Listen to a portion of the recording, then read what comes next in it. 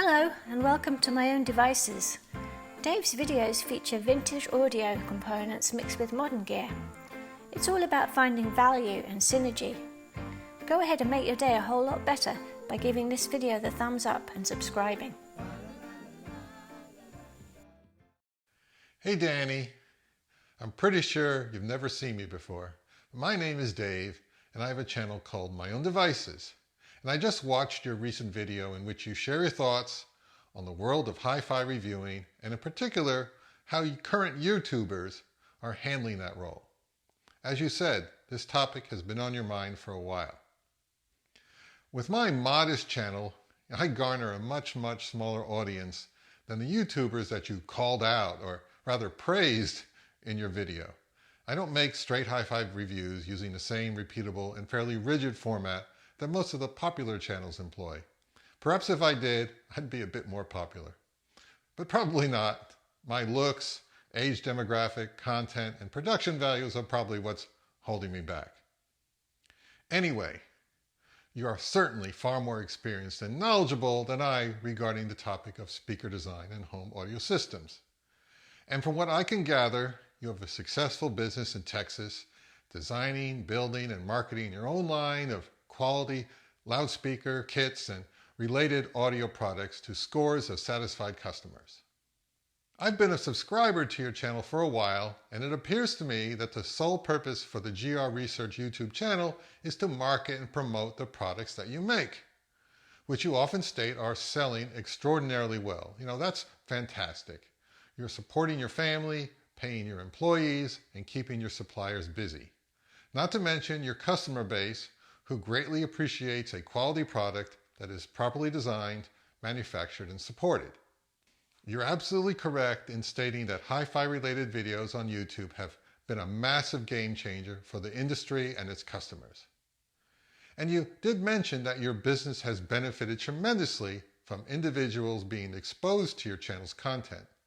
And I'm pretty sure I would not know GR Research existed without YouTube. You're a talented salesman with the gift of gab who shares his knowledge and expertise in an earnest and engaging manner. It's clear that you believe in your products, and through many years of hard work and experience, you have the confidence to boldly state your opinions and make fearless claims about hi-fi products and the industry through your channel. Early in the video, you bemoan the lack of negative reviews in print, online, and on YouTube. Throughout all industries, the often dubious relationship between reviewers and the companies making the products they review has been a bone of contention since the whole reviewing enterprise began centuries ago, I guess. I do not foresee any solutions or changes in that department, so I'd rather just move on. Speaking of negative reviews, you have built a business on making negative review videos, most of the time trashing the loudspeakers sold by your much larger competitors. And I must say it can be rather entertaining and compelling. You gleefully expose the low-quality parts that are hidden deep inside the enclosures and display the less than flat frequency response graphs that you create with your sophisticated measuring equipment.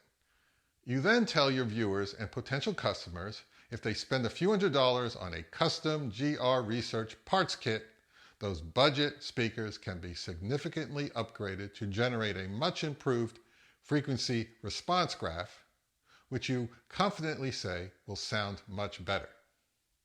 Hey, I've been tempted to get a kit after you crapped on some of my KEF speakers that I actually own. If it's not apparent to your audience by now, you are not one of us. We YouTube reviewers and enthusiasts are in a wholly different position than you. Most of us do not own hi-fi companies and are not trying to sell products directly to our viewers. We are merely selling ourselves, our charming personalities, our judgment, opinions, points of view, trying to engage and entertain the audience in a self-serving attempt to gain more views and subscribers. Why? Good question. We do it so we can maybe get the chance to try out gear we can't afford to purchase, to engage with fellow enthusiasts, share knowledge, experiences, make a little money on the side, and possibly eke out a smidgen of celebrity among our peers. I mean, Loftier goals by some may include obtaining paid sponsorships, quitting our day jobs, who knows?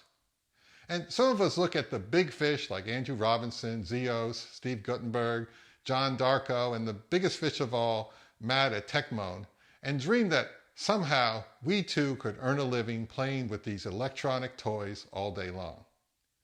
Danny, you seem to be implying that reviewers, like me, should not make money doing reviews aside from the AdSense dollars that Google sends them monthly.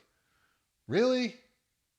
I believe you are calling out Zeos from Z Reviews for selling the gear he reviews through his Patreon.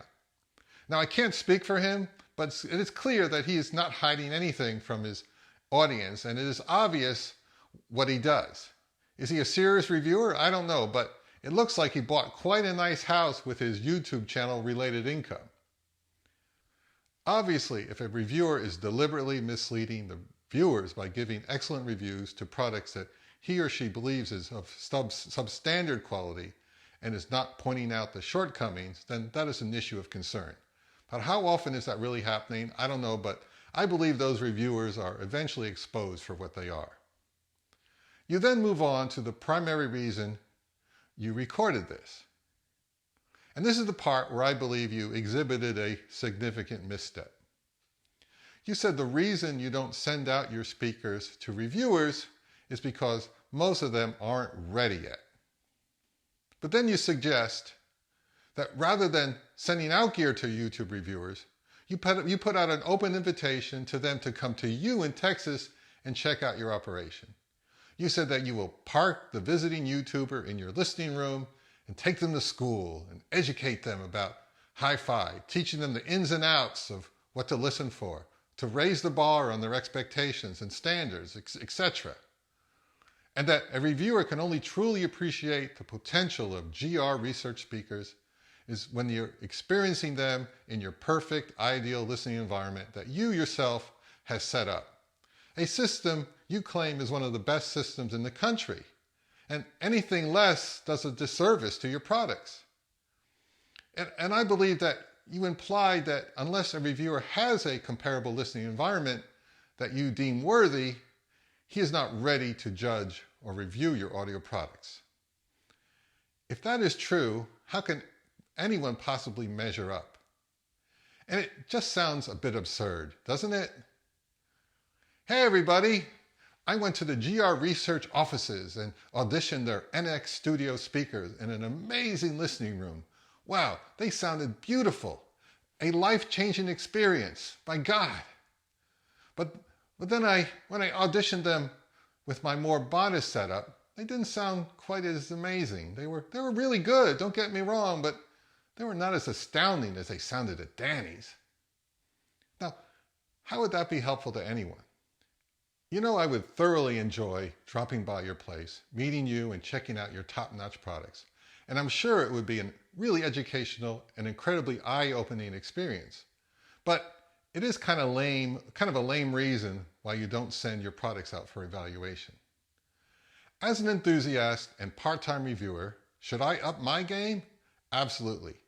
I do have plans to create a new and improved listening room in my house, right here. And I'm constantly on the lookout to upgrade components in my system. No, I don't own the latest and greatest modern components, but I do have a significant amount of money invested in some pretty decent modern and vintage hi-fi gear.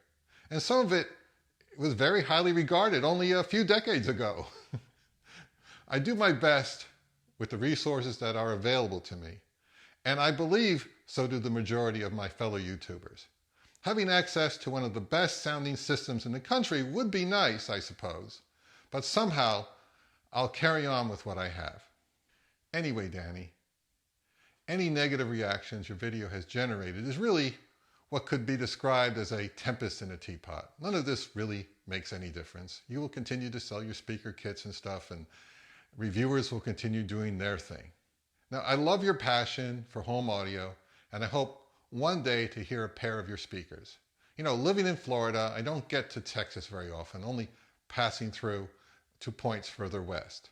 But if I can convince my wife while on a road trip to consider a detour through Iowa Park, I will come.